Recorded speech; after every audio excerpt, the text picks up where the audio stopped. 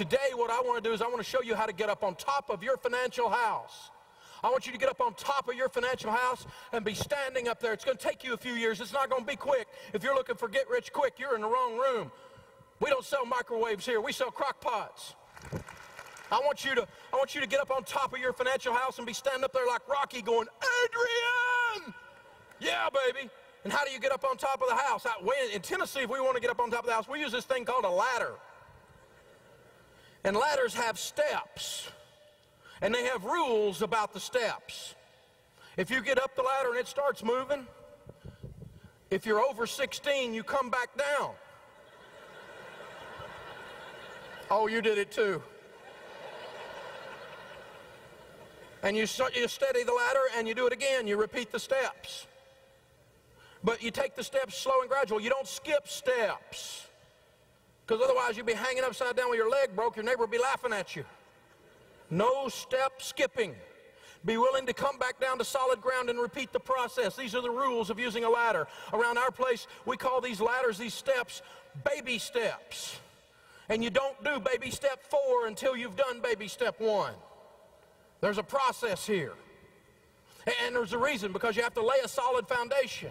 If you're going to build a house, you don't bring the trim carpenter in and start tacking up the crown mold if you hadn't done the drywall and built the house on top of the foundation. You start with the foundation and you build up from there. Baby step 1. We're going to start with, before we do anything else, $1,000 baby starter emergency fund. It's only $1,000, and I want you to get $1,000 as fast as you possibly can to start that. So that's not your emergency fund, that's your starter emergency fund. I want you to get 10 Benjamin Franklins, baby, right quick, right now, fast. Get 10 Ben Franklins as fast as you can. A month. Have a garage sale. Bust it. Get in gear. Quickly. Maximum of a month. I want you to get $1,000 saved right now. Fast. This is the easiest baby step because it's only $1,000. And it's the one you'll do the fastest in most cases. This is the hardest baby step because this is the point you decide, am I really going to change my life? Am I really going to buy into this stuff? Am I really going to do something that other people are doing? Am I really going to engage this process? Or am I going to keep doing it, slopping it up the way I've been doing it? I'm going to get serious. I'm going to get focused. This thing is going to change. Because, you know, here's the problem. We don't like change. Human beings don't like change. We tend to do the same thing over and over and over again. Some people work in a job that they've been with 15 years and they hate every day of it, and the only reason they don't change is because they don't like change.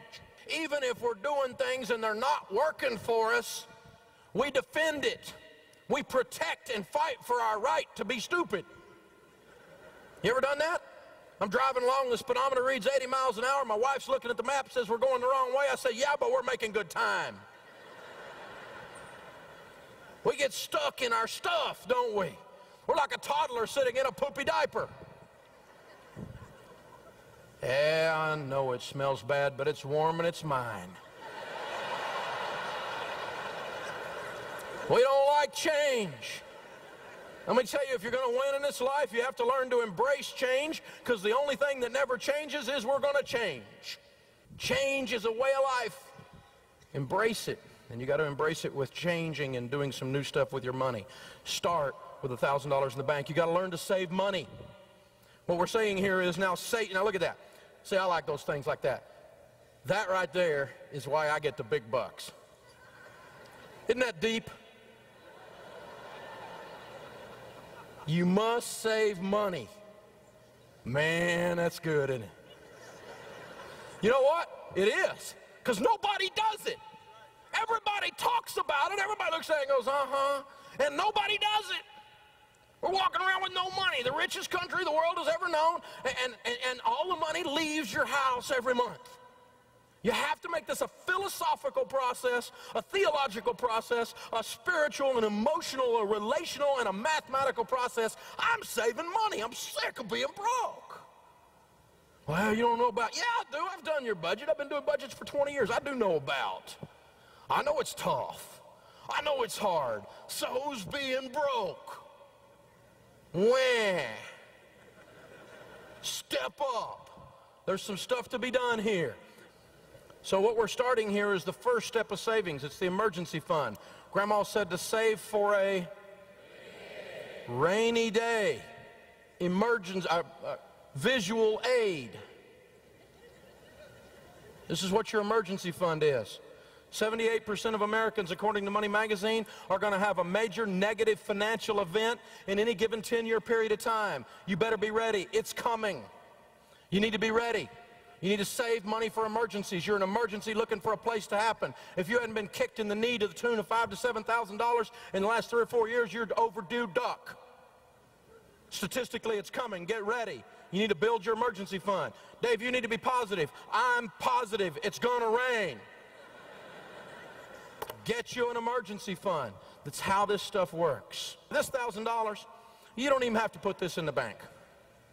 You could just do like one lady did. She went down to Walmart and bought a 8x10 picture frame and put it in there and framed it and wrote under this, in case of emergency, break glass. You don't want to keep it in the underwear drawer because the pizza man will get it. No, the pizza man's not in your underwear drawer. But I know what happens. Ding dong. Oh, it's an emergency. You got to keep it where you can't get to it too easy, but where you can get to it if you need it. Baby step one is, one more time, it's $1,000. Quickly get $1,000. Get that $1,000 set aside. Get that minimum baby step, that beginner starter emergency fund ready to go. Personal finance is 80% behavior. It's only 20% head knowledge. You've got to change what you're doing in order to get a different result. You can't keep doing the same thing over and over again and expect a different result.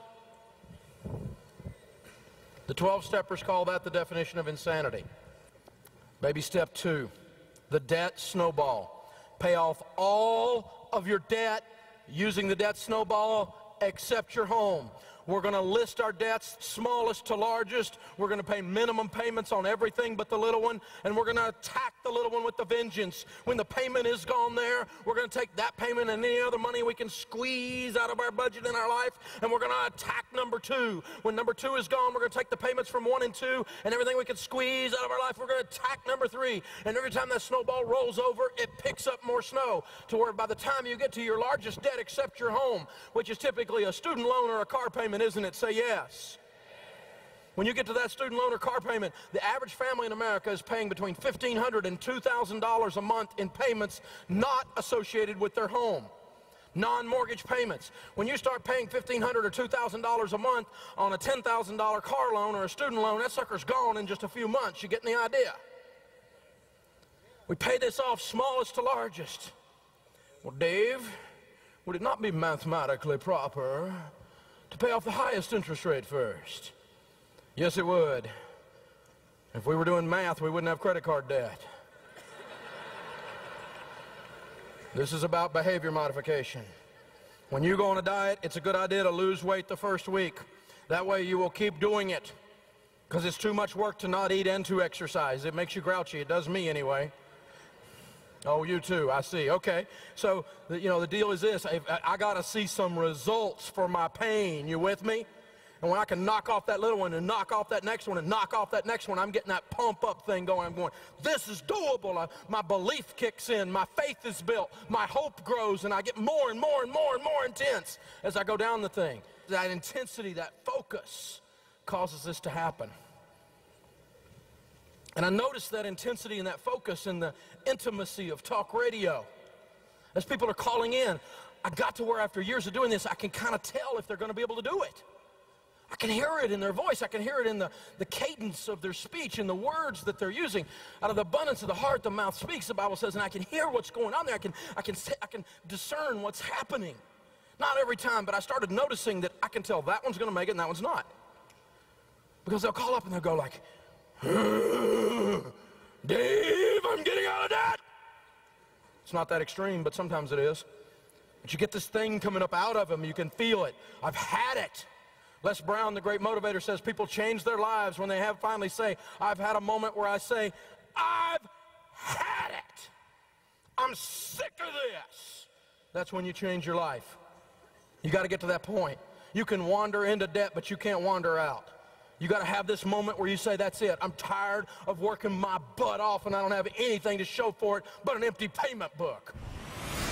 First step 2, I have to pay my debt off. So I'm going to start with my small pieces and work on up to my big pieces. I don't have a whole lot of debt, but the debt that I have is a real burden to me. So I found that this was really kind of helpful in inciting me to get going and getting it paid off. Baby step 2, yep.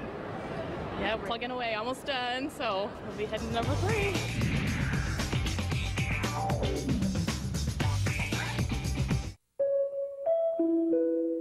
To learn the signs of autism, go to autismspeaks.org. We're just regular people, and we've been there, done that. I've done stupid, and I know what it feels like to hurt. Personal finance is 80% behavior. It's only 20% head knowledge. Everybody else talks about head knowledge, head knowledge, head knowledge. This is the show that's going to talk about behavior. Hey, Dave, we're debt-free. The mission of the show is to take regular people and completely revolutionize their lives. We go through people's underwear drawer right on network TV. I love it. The show where cash is king. Dave Ramsey on Fox Business.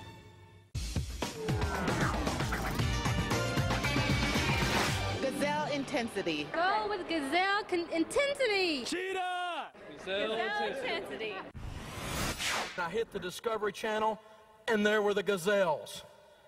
They were out there gazelling around. And I went, dude, I just read about you. See, get out of debt, deliver yourself like a gazelle from the hand of the hunter. And I sat there for just a moment, because you know the Discovery Channel is not there if just the gazelles are there. You know somebody else is there. The hunter is there. He's there. He's got a plan. He's the fastest mammal on dry land.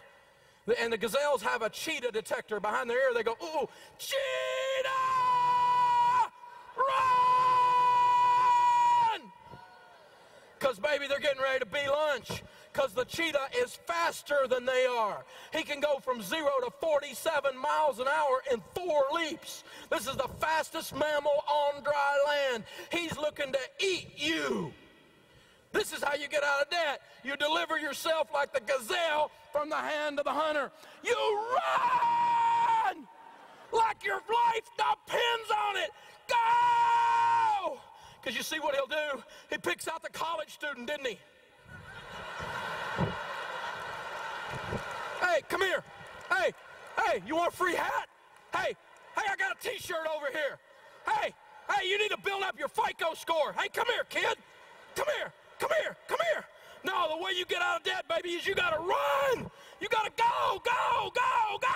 You can't let up. This guy's after you. He's gonna take you down. You gotta run.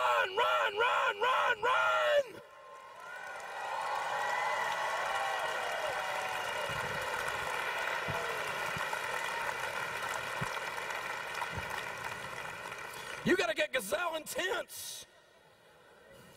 The people that get out of debt, that you can wander in.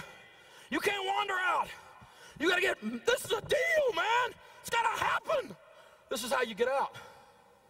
You deliver yourself like a gazelle from the hand of the hunter. You deliver yourself like a gazelle from the hand of the hunter.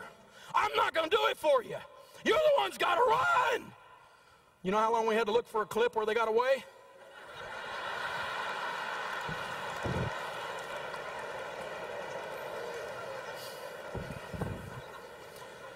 But I will tell you this, the fun thing about this funny little example up here that you'll never forget the rest of your life, it's one of the most powerful moments in the whole day.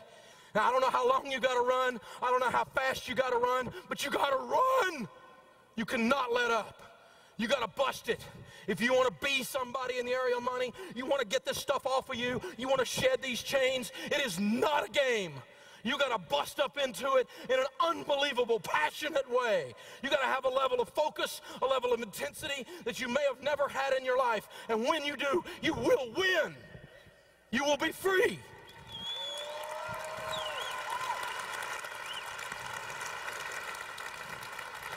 Because I've watched hundreds of thousands of North Americans do this exact thing because of the Total Money Makeover, because of the Dave Ramsey Show, because of Financial Peace University. No! Because we made them believe they could, and they ran. That's what happened. Deliver yourself. That's how this works. But I promise you, it works, baby. If you keep doing it, you get to chase the cheetah.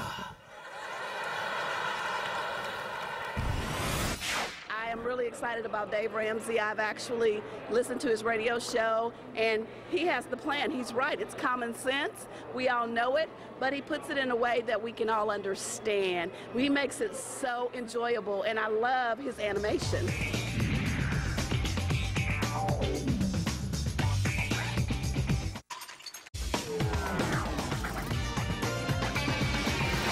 I'm still on baby step 2, but I'm one step at a time. I'll get there. So now, we don't have any payments but a house payment. We're at baby step 2. We're 18 to 24 months in. Does that feel pretty good? Say yes. Now our next goal is we're totally, with Gazelle Intensity, going to continue to focus. With focused intensity, we're going to build up that $1,000 account until it reaches a fully funded emergency fund, which is 3 to 6 months of expenses. Emergency funds should be easy to access or liquid. Put them in a money market type account with your mutual fund company. Check writing privileges. It's not going to earn much interest. And I want you to put 3 to 6 months of expenses. Some of you, that'll be $10, $15, even $20,000 just sitting there, boring, but ready for life to happen. Everybody's bored but her, yeah. It is boring, though.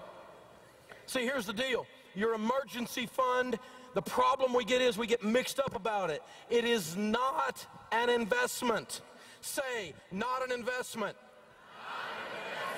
Your emergency fund is insurance.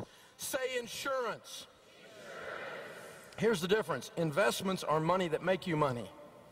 Insurance costs you money to protect your money that is making you money.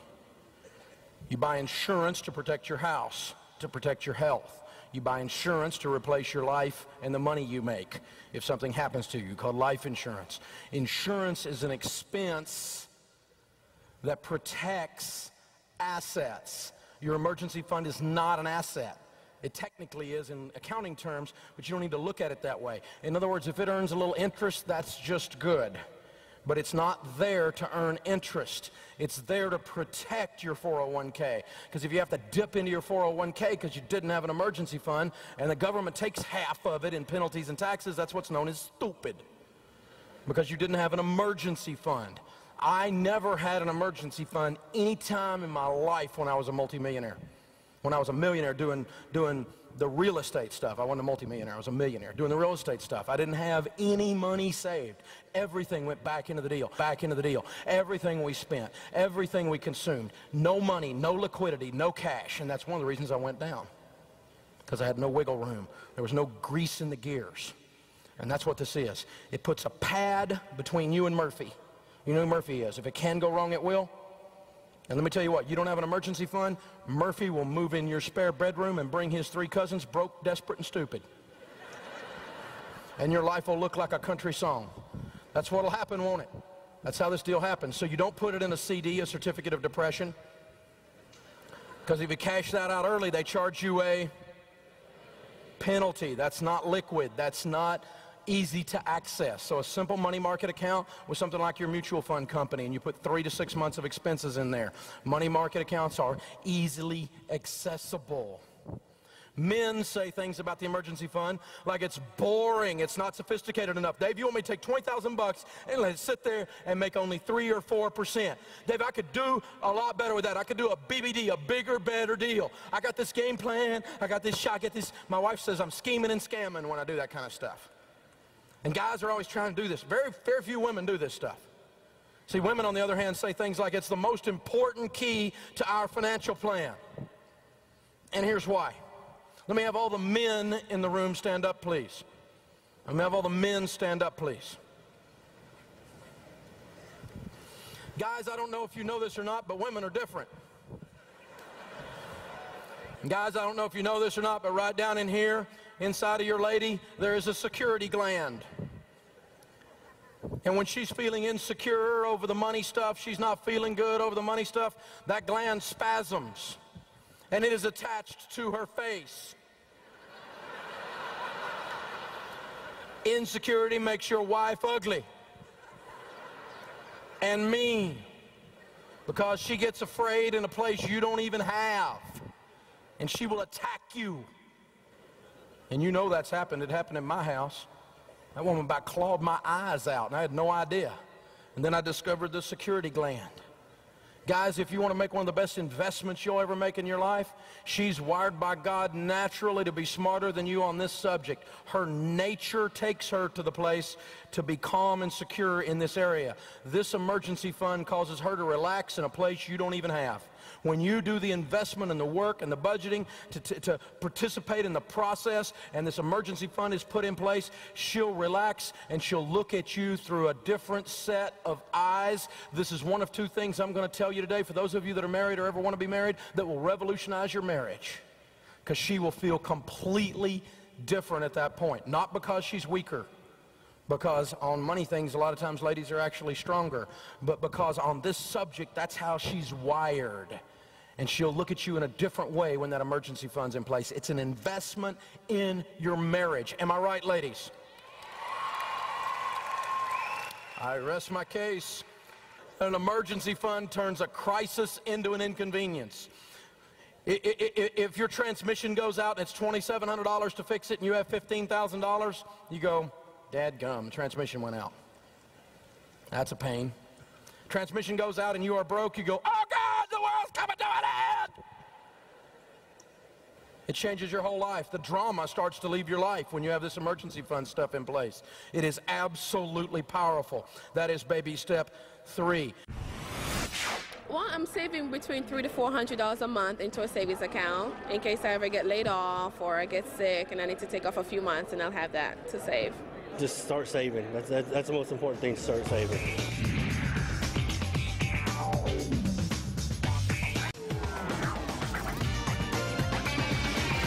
We have $1,000 for our emergency fund, and we've paid off about half of our loans, but it's all little credit card stuff. So we still have a lot of student loans and car. Debt is bad, and you need to get rid of the debt, and then you can fix all your money problems. Emergency funds in place. And now the baby steps take a different flavor. You only do one till you get one done. You only do two until you get two done. You only do three until you get three done. 4, 5, and 6 we're going to do at the same time, and so we're going to limit our investing here in 4 to only 15% because I want to work on the other two baby steps at the same time. Instead of going 22% or 28% in savings, only 15%.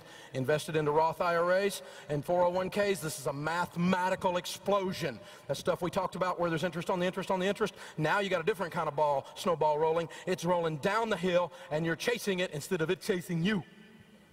Now you get to see wealth start to build. Your money starts to make you money. This is a plan right here. $100 a month invested from age 25 to age 65 at 12% in a decent growth stock mutual fund is $1,176,000. I just gave you a formula to be a millionaire. Straight up, 30 to 70 is the same numbers. 35 to 75 is the same numbers. $100 a month, that's pizza money in some of your houses. It's your cable bill, but don't turn off Fox Business. You know what I'm saying? You consume $100 in lattes. Ooh, now he's getting personal. And they're having like a withdrawal back there. Caffeine thing happening. $100. $100. And you're a millionaire. Every single month. Roth IRAs and 401ks are secret government formulas to wealth. Now you don't have any payments, but a house payment. Now you can find $500. Not in the real world. Yeah, in the real world. Let's do the numbers. The average household income is $40,816. That's $3,333 a month. That's what it is. Your take-home pay is about $2,700. Average family making 40's got a house payment of about $700. $2,700 take-home minus a house payment of $700 leaves $2,000. You got $2,000 to eat, pay lights. Oh, I don't have any debt payments. Maybe I could save $500 out of the $2,000. Could I say yes? And then you might end up with some money in the process. This is real. I didn't just make this up today. We've done this for a long time, and it works. And see, here's what's interesting about those numbers. The Roth IRA grows tax. That's a good word. Let's do it again. Tax. Because it doesn't happen very often. This is Washington, and they're a freaking parasite. So tax-free is a good idea. It's very unusual. It's a good idea. Now, tax-free. Now, let's think about it. $6,000 a year for 40 years. What's 6 times 4? 24. That's $240,000 that went in. This is interesting. $240,000 went in, and it grew $5.8 million.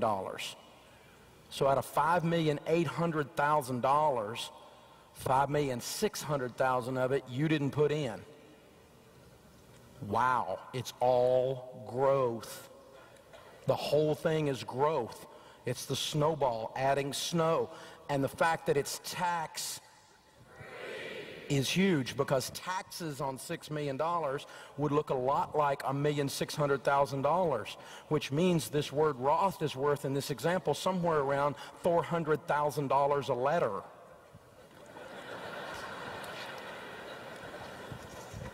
The 401k is a secret government formula to wealth, because you do that investing pre-tax. If you take $1,000 of your income and bring it home, by the time it gets home, it looks suspiciously like $700. But if you put it in pre-tax, the whole $700 plus your $300 you would have given to Congress goes in. Why is that important? Because $240,000 turns into $5.8 million. So we want as many of these government dollars as we can gather up that would have gone to them earlier.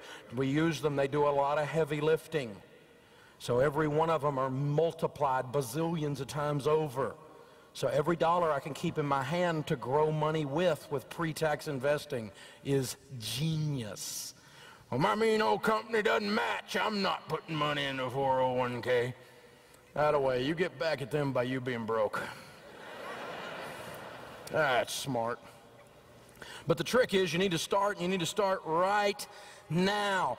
Ben and Arthur illustrate that fact for us.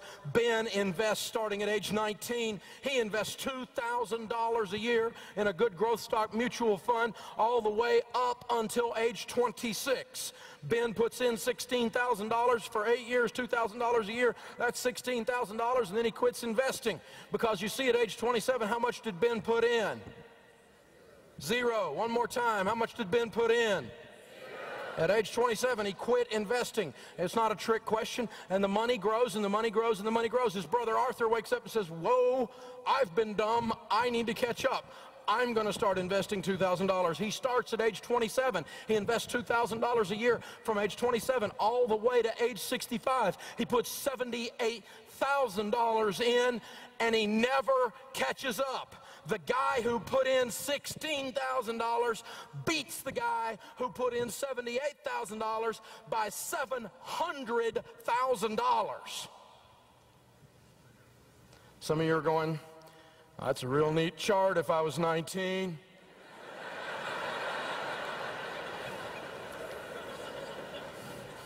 How many of you in here are under 25? Raise your hand. Hi, so I can see you. Good. Do you understand, if you gather this information, you put it in your brain, and it changes your heart and causes you to handle money differently the rest of your life? This one section right here, this one chart will make you a multimillionaire. I just made you a millionaire if you got this. Am I right, old people? Yes. How many of you in here that are over 40 like me, raise your hand and be proud of it? Yeah, I'm thinking deep down inside you probably got a message for those people under 25. You probably got something you want to say to them. You probably want to yell something like, do it. Ready? 1, 2, 3. Wow. Young people, you just heard the voice of regret. Yeah, let me just tell you, some people say, well, am I too old to save money? Not if you're still sucking wind. Besides that, you can't go backwards. This is your only option. Start where you are and let's go. I'm 52, it's too late, so shoot yourself. I mean, what are you going to do? Let's go from here. Let's go from here. We got to go somewhere with this. I know people that make the most money they ever made in their lives in their 50s. Lots of people never do anything until they're 60. Colonel Sanders never fried any chicken commercially until he was 67 years old. Grandma Moses never painted a painting until she was 84 years old. She did 1,500 works of art. 450 of them she did after age 100. Everything you know Winston Churchill for, he did in his 70s. Everything you know Golden Meir for, she did in her 70s. It's not over till you quit. But with the money thing, it's easier if you start now. It's going to be hard, but I'm really going to have to sit down with my boyfriend, and we're planning to get married. So it's one of those deals where you have to sit down, look at your finances, and where you want to be 60 years from now, ultimately. I've been working the system for a while, and I'm slowly coming out of it, so it really does work.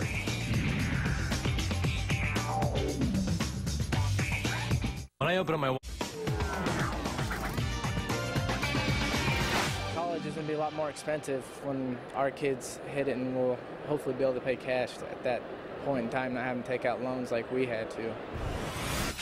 Now, we only put 15% of our income into retirement at baby step 4 because I wanted to save some money to start working on the kids' college fund. If you have kids and you want to do a kids' college fund, baby step 5 is where you do it. You don't do the kids' college fund while you're still in debt because you don't have any money. It's all going to payments.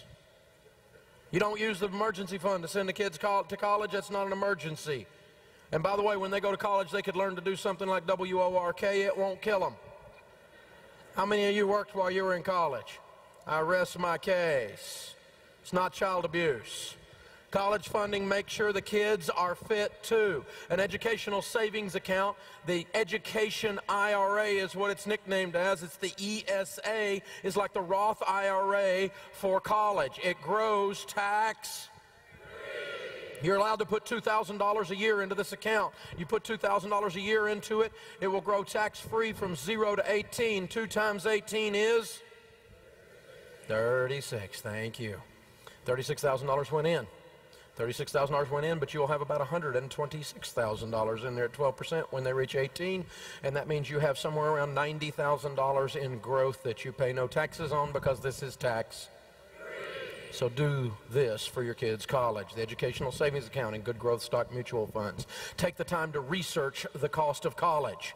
You need to think about that when they're little. You need to think about that as they get older. Some of you have kids that are 13, 14 years old right now. You haven't started saving for college, and so you're not going to have enough to pay cash for college. They're going to do some things, and you're not going to have enough to pay cash for some big, expensive private school unless you put them deeply in debt. Instead, you could do something like send them to a school you could afford. Oh, there's a thought. But see, we go crazy with the word education. We worship at the altar of the diploma in this culture. Let me tell you what your college degree is worth. Nothing. It's worth nothing. The knowledge that you got on the way to getting that degree, if it is applied in the marketplace, is the only thing that has value. Knowledge is the currency of this millennium.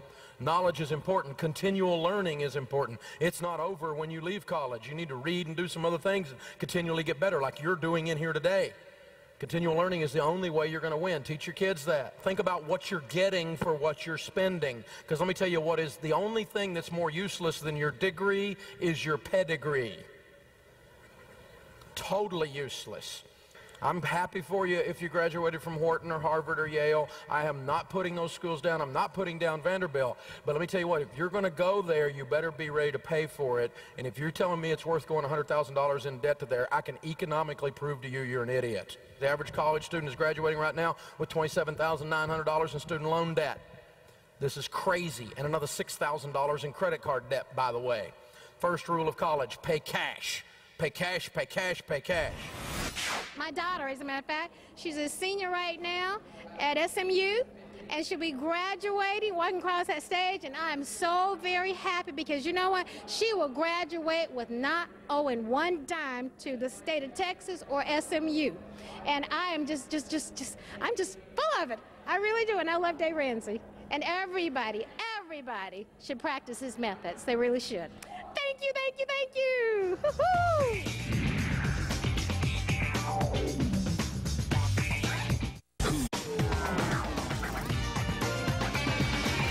Once we get out of debt, then it's to make sure we're saving for the children and have college funds so that we can break this chain of being a slave to the lender and hopefully have a brighter future for this one.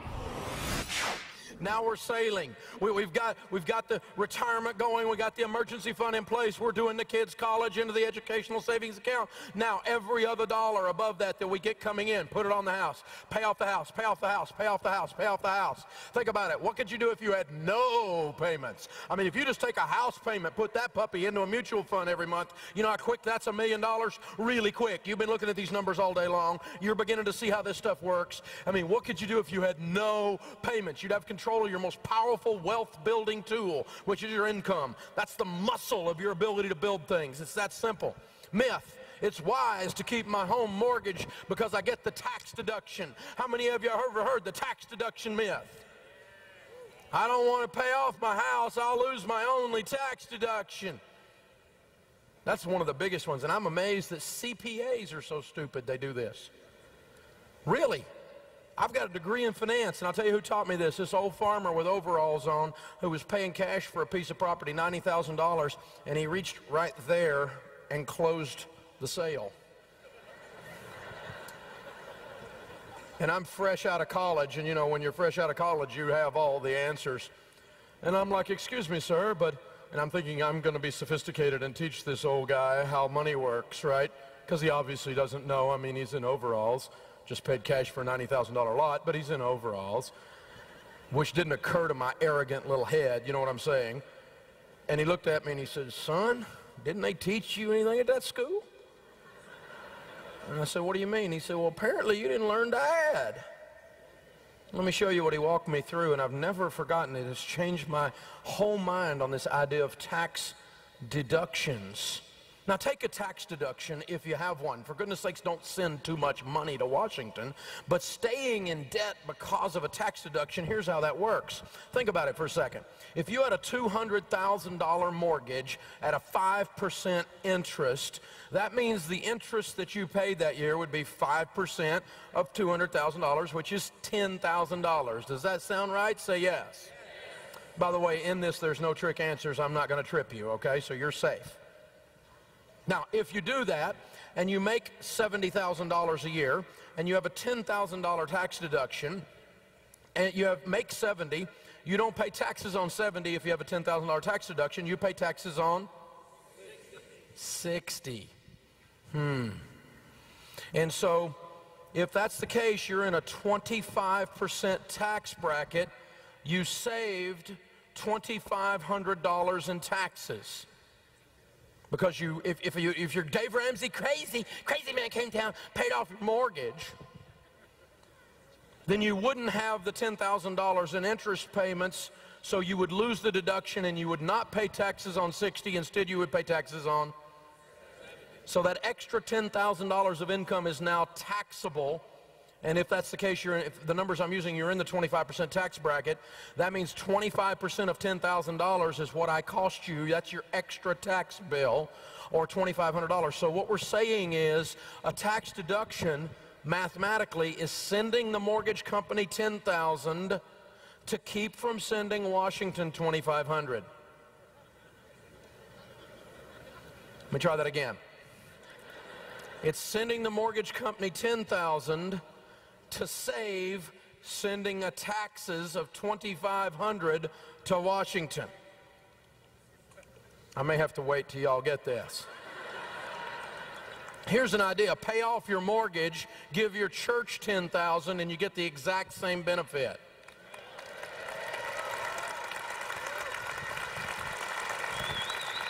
Myth: it's wise to borrow all I can on my home because I can invest it and make more on the investment. If I borrow money at 6.5% and I put it in a good mutual fund making 12, Dave, am I not making a 5.5% spread? The answer is no, because your little formula is naive. Out here in the real world where we all live, if you make 12, you're going to pay taxes on it, and your after-tax yield is 9.4. And out here in the real world, if you're smart, you don't compare zero-risk investments, apples to apples, with risky investments. Myth, I'll take out a 30-year mortgage and I promise to pay it like a 15. You're lying to yourself. The truth is no one does. Something will go wrong. It's called prom dresses, transmissions, and the muffler falls off the car. It will rain every month. Something will best laid plans of mice and men. I meant to do it. I promised myself I was going to do it. You know the interesting thing about a 15-year mortgage? They pay off in 15 years or less every time. You know how many times a 30-year mortgage pays off in 15 years or less? Unless it's refinanced, 2% of them pay off systematically in 15. Nobody does this stuff. Everybody talks about it and thinks, well, if I have a little problem, I'll have wiggle room that way. Well, your life is a little problem. That's what happens. And 15-year mortgages pay off in 15 years. So here's the deal with the house. Only buy a home after baby step 3. You're debt-free, you have the emergency fund. I recommend paying cash. What? You're crazy. I recommend, it's hard. I don't borrow money. There is nothing on the planet I want bad enough to go back into debt, ever. The borrower is slave to the lender. I got that, okay? I got it all the way to the soles of my feet. I don't even want to have anything to do with a bank unless I'm buying it. That's simple. But if you're going to go get a house, never take out more than a 15-year mortgage, and never take out more than a 15-year mortgage where your payment on a fixed rate is more than a fourth of your take-home pay. You're buying too much house. And if some rip-off loan shark, subprime, greedy banker is going to stick you with a prepayment penalty, with an adjustable rate mortgage, with an interest-only mortgage, with a balloon payment, with an above market interest rate, just because if I get a house, my life will be good, back off. You're not ready to buy yet. Back off.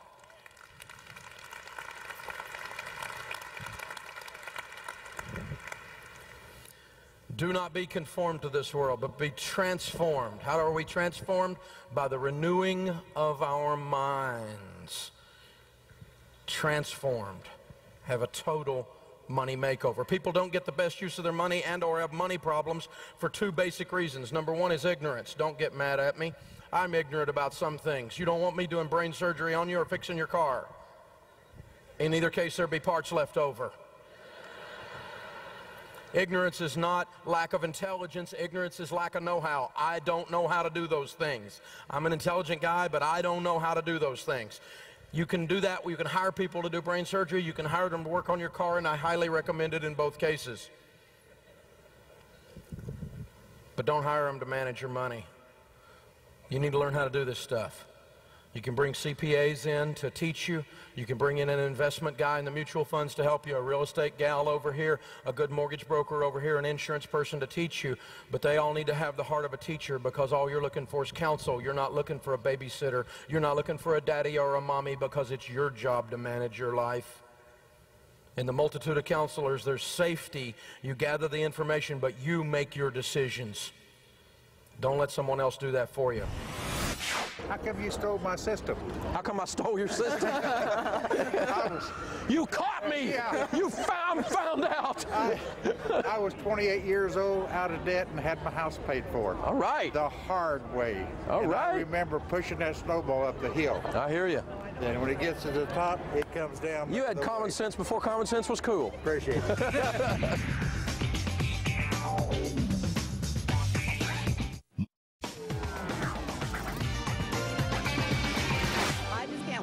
Till I can make that phone call and yell into that phone of mine, I am debt-free.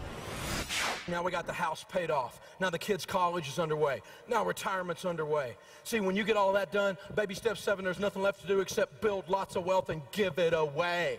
You're going to have the most fun you've ever had with money when you hit baby step 7. When you launch into this area of wealth, you're going to look at things through a completely different lens that you didn't even know you had in your camera. It's a whole new way of seeing things. Your most powerful wealth building tool is your income. When you get control of that, it will launch you. And you don't have to be on the radio, and you don't have to have best-selling books to do it. Regular people making $50,000, $60,000 a year do this stuff all the time. Wealth is not an escape mechanism. It is instead a tremendous responsibility. If you think your life's going to get better just because you get money, you're wrong, because you become more of what you are. If you are a jerk and you get a bunch of money, you will become a very large jerk. If you're generous and charitable and you get money, you will have a huge impact on people around you. You'll never sit down in church next to a single mom who's crying because her light bill isn't paid, but what you just reach over and pay it to the end of the year. But you really don't do it right then. You do it after you get home so she doesn't know who did it. Because it was really God that did it. It wasn't you. You don't need to be taking the credit anyway.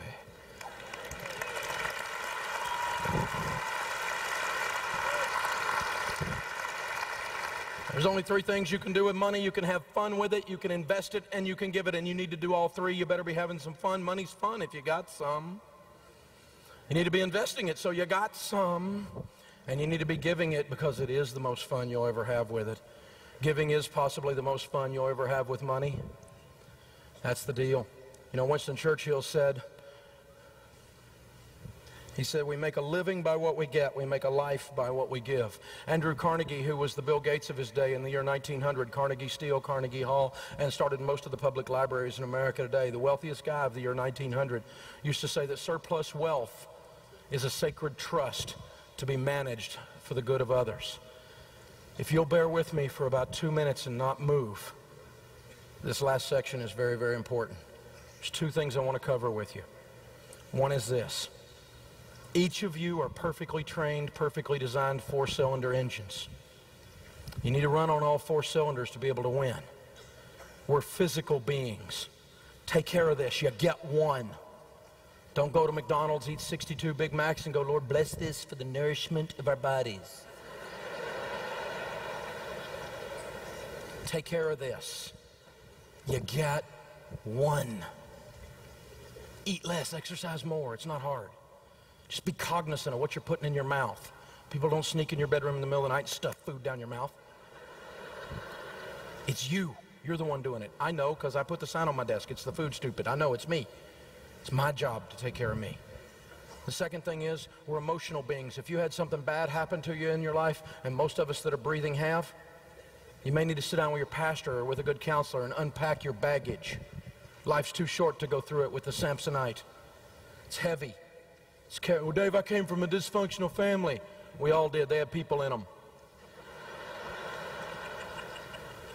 I'm not poking fun at you. I'm just saying I know what it means to hurt, and it's okay to get some help when you're hurting. It's kind of dumb not to. The third thing is this. We're intellectual beings. Feed your mind. Read, read, read, read, read, read, read, read, read. The average person hasn't read a nonfiction book. 70% of Americans haven't read a nonfiction book since their last day of formal education. Charlie Tremendous Jones says that 5 years from today, you will be the same person you are today, making the same money you have today, with the same problems you have today, except for the books you read and the people you meet. Now, you can be an intellectual. You can feed your intellect and grow. You can take care of your body, and you can take care of your emotions. But if you do those 3 out of 4, you are not running on 3/4 or 75% power. Until you plug in the 4th one, the other 3 don't work right. And when you plug it in, it takes you to more than 100% power. It takes you to 110% power. It kicks in the joy. It kicks in the celebration of life. It kicks in the passion of life. It increases your creativity. It changes everything about the other 3. What am I talking about? I'm talking about the spiritual. This step-by-step baby steps program is steeped in common sense, biblical wisdom. It is an absolute process that is proven.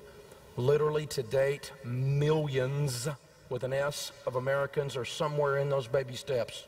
They're right now working this exact process. Millions and tens of millions, even hundreds of millions of dollars of debt has already been paid off.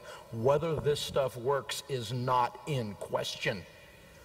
The only question that remains this evening is what you're going to do. Don't wake up 5 years from now and wish you changed your life, go home this week and start. Do it right now. It's as you will it. Thank you, Dallas! You're awesome! It may seem like a lot, and it may look like right now it's going to take a long time, but it's worth it. Dig your heels in, get it done, start the steps, and follow it. And start now. Absolutely. Freedom! I'm debt free!